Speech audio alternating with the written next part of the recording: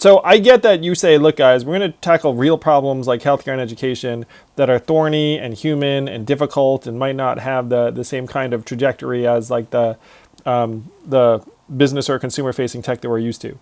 And then I get that your investors are like, wait a minute, I didn't sign on for this stuff necessarily. Like, come on, Chamath, you could like pick all these winners in like easier spaces. And then eventually you're like, hey guys, like that's not really what I'm about. So I'm curious how many other folks have the same mindset you do, where it's like, look, I made a lot of money. I want to tackle really important problems that aren't as market friendly or time frame friendly as the stuff we customarily invest in. There's a handful of folks. I think that the sort of the grandfather of the space, the person who's really pioneered this path, is a guy by the name of Vinod Khosla. Yeah. He's an incredible entrepreneur, and his firm Khosla Ventures, I think, has done huge amounts to help the world in climate change and sustainability and agriculture. He's an example. I think that there are other organizations actually now that are more institutional that focus on innovation. Lux Capital is an example based in New York. So there are some, but by and large, the incentives aren't to do that. The incentives are that you can get paid a lot of money to just basically, put money into things that are obvious, mark up those companies, raise another fund, and rinse and repeat, because that pays you a great yearly compensation. And at that point, you kind of have to ask yourself, why would I even bother trying to solve cancer? Like, this is crazy. It's just going to take too long, too much money. I may look stupid. I may get fired. And so, people's own simplified incentives kick in, and innovation stops. Yeah, it's much easier to try and jam yourself into Airbnb or pre-IPO or something, and then like turn around and be like, "Hey, I'm a genius investor." I had my annual meeting today, and what was so funny is I remember this is for my historic venture funds, and look, I put $1 billion, 3 or 4 into the ground, and I told these guys, look, guys, you're going to make somewhere between $5 and $6 billion. So congratulations, it's all great.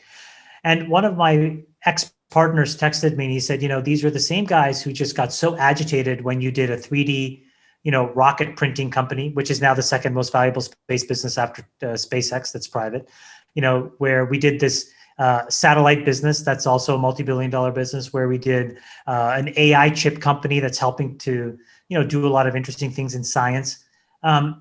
You were just not rewarded. And again, I go back to this Peter Thiel discussion. If Peter hadn't forced me or hadn't put peer pressure on me to put so much money in, I would have never made those investments. Now, the way that I think about it is, look, I have a pretty crazy track record in just kind of making money, which is kind of okay. It's nothing that I'm particularly proud of, but I want to use it. And so the way I think about it is, we have an organization where if you put money in, a ton of money comes out. We've done it for 10 years. It's like 35% a year return. So when you put, $5 or $10 billion into a system like that, every year you're spitting out 2 or 3 or 4 billion of cash. But then I can take that, Andrew, and I can pump it into climate change, and I can pump it into education, and because it's all of our own capital, all of my own capital. I don't have to answer to anybody except the employees and the founders and the market. Right. And so, for example, there was a really incredible innovation that came out a few weeks ago from Google called AlphaFold. Now, what is that? They're using machines to guess the structure of proteins. And you may think, well, what does that have to do with me? Well, as it turns out, that is the basic building block to eradicate and solve an enormous swath of diseases. And so we have reduced an incredible problem of human health to one of compute power and to one of distribution. Now, that's where I could easily pour $1 billion of capital, spend the next 10 years and say, guys, let's take, crawl, walk, run approach, and let's just have 20 or 30 really important diseases that we can, basically put out of business. And I don't have to answer to anybody except the scientists that work on the projects, and then the market and the people suffering from those diseases will say, Chamath, faster, or hey, it doesn't work, or hey, it looks like it's working. And so I find myself for the first time very happy, actually, reasonably content, because we have this, it's kind of like being a country, Andrew, I think, and like you're Saudi Arabia, and one day you wake up and it's like there's oil underneath your feet. And all you have to do is just suck it out. And then when you sell it in the market, you have money. Except in our case, we have a plan with what to do with the money. We have these areas that we just think need to get fixed for humanity just to thrive. That's incredible that you've gotten that kind of visibility into some of the thorniest problems and you feel like you can make headway in solving them. I spent a number of years running a nonprofit that was trying to help young entrepreneurs in different markets around the country, primarily in the Midwest and the South. I would interact with billionaires, and then I would say, hey, support my nonprofit or support this thing I'm doing. And if they were into it, they would make a move. But even if you were a billionaire, you don't move in increments of 25, 30 million. Like if they wanted to be really supportive of my organization, I might get 1 or 2 million. And then I would be, frankly, I'd have to be like, well, that's freaking awesome because, $2 million is like nothing to sneeze at. But there was this sense I had that among these billionaires I knew, like they were looking at trying to solve particular problems and they didn't think they had the resources. And you're like, wow, I'm like with a billionaire and like they don't think they have it. So I'm curious what your mindset has been when you look at some of like the biggest problems humanity is facing and the scope of the problem relative to the resources that are being applied to solve that problem. I really haven't met a problem that is really one of capital. And I think that I have more than enough resources to solve all the problems that we're trying to solve, except one critical one, which is human capital.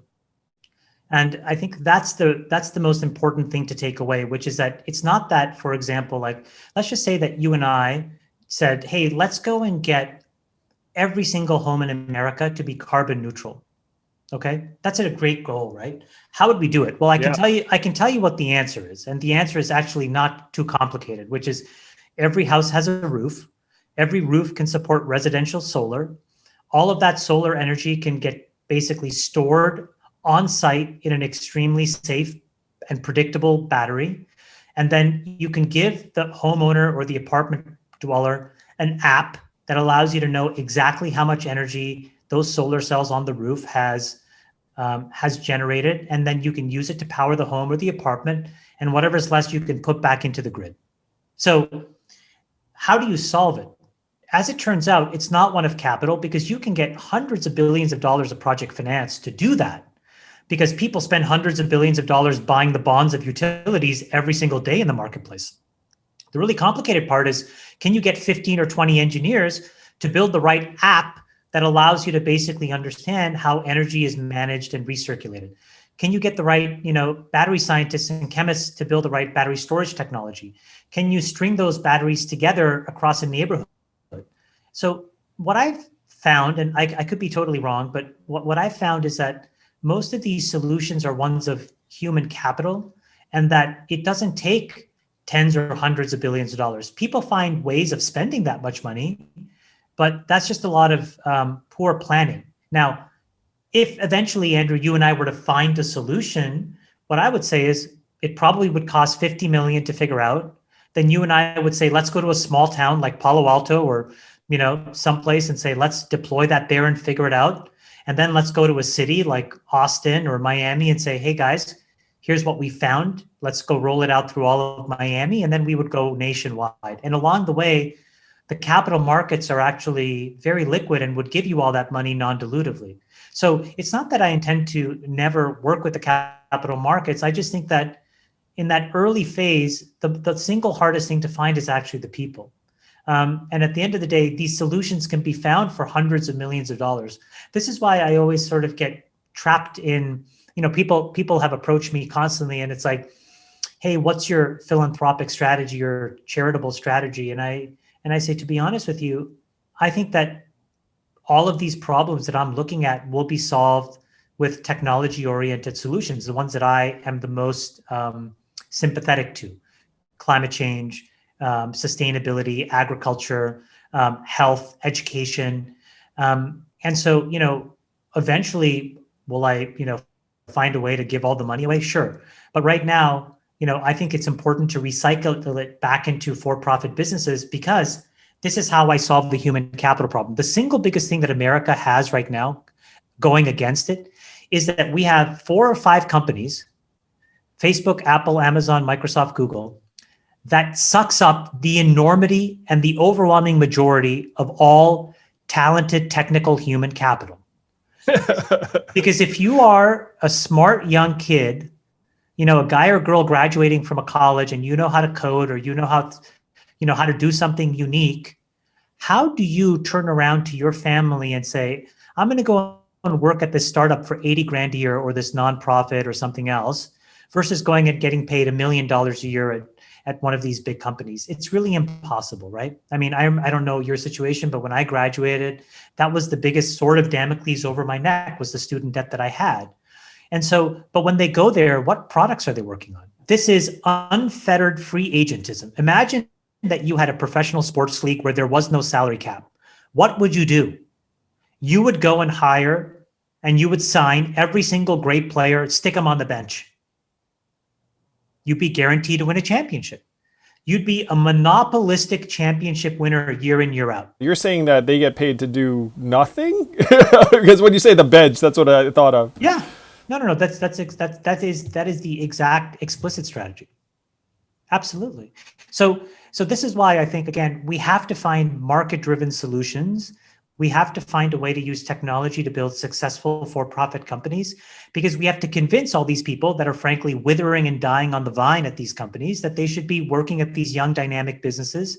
This is the forward bleeding edge. Like, if you think about what happened in 1969, right? The Apollo project was the pinnacle of innovation in America. But what did you really have in that moment? What you had was an extremely diverse ecosystem where you had a public-private partnership. You had the government that was basically an enormous balance sheet, plus a lot of regulatory freedom and the ability to explore, which then saw the germination of hundreds of companies and an ecosystem trying to get America into space and then to the moon and then back. Now we have the exact opposite. We have the federal government that isn't exactly sure what its posture should be. They work with an incredibly dated set of laws, from antitrust to otherwise, Section 230 and otherwise. And then we have a handful of companies that are effectively monopolies that understand that their balance sheet is a tool, that their balance sheet is equivalent to most other governments in the world, except maybe the United States, right? If you put the GDP of countries on a list and then put the market cap of these big companies together, these 5 companies are probably top 50 countries. Sure. Right. And so, yeah, you can greenmail people. You can basically work on all kinds of nonsense and random stuff. And as a result, innovation slows down. Progress slows down. As a result, wage growth slows down. As a result, people's frustrations grow. And then they point to capitalism, except really, again, what it is a bunch of financialization on one side and greenmail and hostage taking on the other, that have basically trapped a whole cohort of young people in working on the things that really matter. Chamath, I spent a number of years trying to counteract this. I don't know how much you know about my work with Venture for America. So what we did was we recruited enterprising young people, some of them technical, some of them not, to work at early stage growth companies in Detroit, New Orleans, Baltimore, Cleveland, Birmingham, and another half dozen cities around the country that are not New York, San Francisco, with the thought process being exactly what you described, which is, look, right now, if you're a whiz kid out of a lot of places, banks and consulting firms and tech companies will wave money at you, and then you will go there and you will do something that's not super socially productive. And so wouldn't you rather start a business in a place, or help a business grow in a place that could use the talent, could use the energy, could use the help? I spent 6.5 years running a nonprofit that did this and has done this for, at this point, hundreds, maybe thousands of young people. And I saw the market forces you're describing in action, where if you're a really bright kid out of Penn and you go to a startup in New Orleans, and then you see your friends getting paid 6 figures if it's a bank, maybe more if it's, certain tech firms, and you look up, you're like, oh my gosh, like, what's going on? Am I missing out because I'm here in New Orleans working for, a certain amount of money? It's a very difficult landscape. Venture for America had a degree of success, but also I realized the enormity of the problem. There was a tweet during the middle of the pandemic where some guy was like, he was an employee at Google, and then had pretended to quit and got a job at Facebook and then was being paid by both. And because they're working It's like from part home, of like a nobody Silicon knows. Valley episode. It's like out of Silicon Valley or Office Space, and you think this is an absolute fucking joke. And meanwhile, the Earth is burning to the ground. We can't even figure out how to like do anything except distribute burritos by cars to people. I mean, it's kind of crazy. Thank you for listening in. I hope you enjoyed this conversation. If you did, please do subscribe to Yang Speaks and click on notifications so we can let you know every time we have a new episode.